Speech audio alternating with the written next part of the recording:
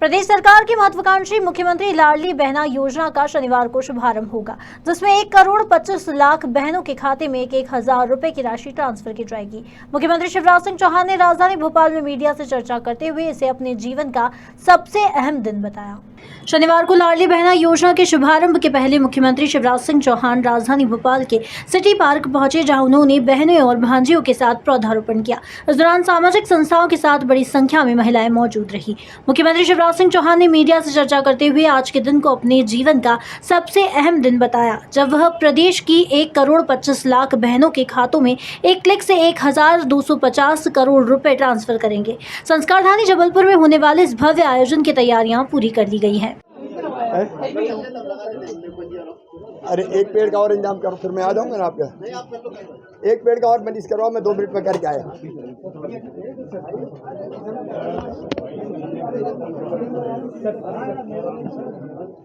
मित्रों, आज का दिन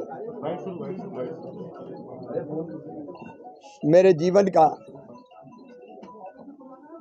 सबसे सुखद दिन है, सबसे महत्वपूर्ण दिन है।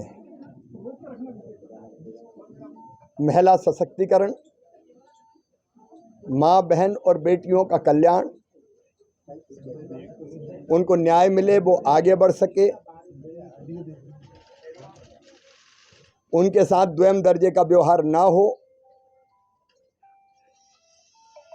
और वो वरदान है, उनके बिना दुनिया नहीं चल सकती। इसके लिए बरसों पहले अभियान प्रारंभ हुआ। पत्रकार मित्रों को याद होगा, 2005 के अंत में मुख्यमंत्री बनने के तत्काल बाद बेटियों की शादी बोझ ना रहे, क्योंकि कई बार बेटी ना आए इसलिए भी लोग रोकते थे, और इसलिए शादी सरकार करेगी, मुख्यमंत्री कन्यादान योजना हमने बनाई। आज लाखों बेटियों की शादी उस योजना के अंतर्गत होती है। तो 2006 में एक ऐसी योजना जिसको प्रकारांतर से कई राज्यों ने अपनाया, मन में मेरे यही भाव था कि बेटी बोझ नहीं है, वरदान है, और केवल कहने से नहीं होता। तो कल्पना थी कि बेटी पैदा हो तो लखपति हो जाए, वो बोझ ना लगे।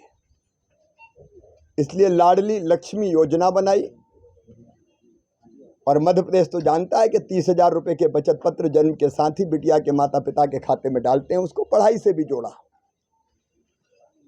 और उसमें नई चीजें अभी जोड़ी। कॉलेज में एडमिशन पे 12,500, पास आउट करने पे 12,500, और अब मेडिकल इंजीनियरिंग की पढ़ाई भी उसमें जोड़ रहे हैं। तो बेटी बोझ कहाँ रही। इस योजना का इतना असर हुआ कि सेक्स रेशियो, मैं इम्पैक्ट बता रहा हूं आपको, सेक्स रेशियो जो मध्य प्रदेश में 2012 की बात, 2006 की नहीं बता रहा मैं, 2012 में था 1,000 बेटों पे 912 बेटियां। अब वो बढ़ के हो गई है 956।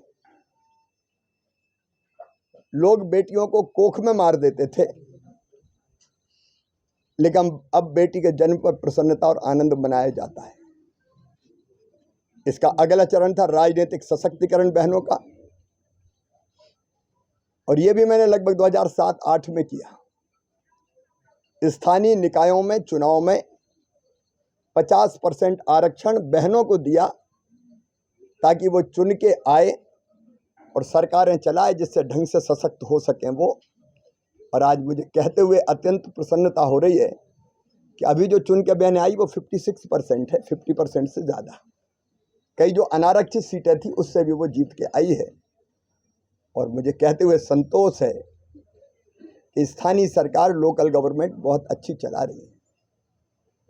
फिर मेरे मन में एक जिद और आई, जिसका बहुत विरोध हुआ। पुलिस में बेटियों की भर्तियों के लिए रिजर्वेशन, 30% आरक्षण बेटियों को पुलिस की भर्ती में हमने दिया, और आप देखेंगे कि यूनिफॉर्म में बेटियां लैंड ऑर्डर संभालने का काम बखूबी कर रही है। 50% आरक्षण दिया शिक्षक जैसी नौकरियों में।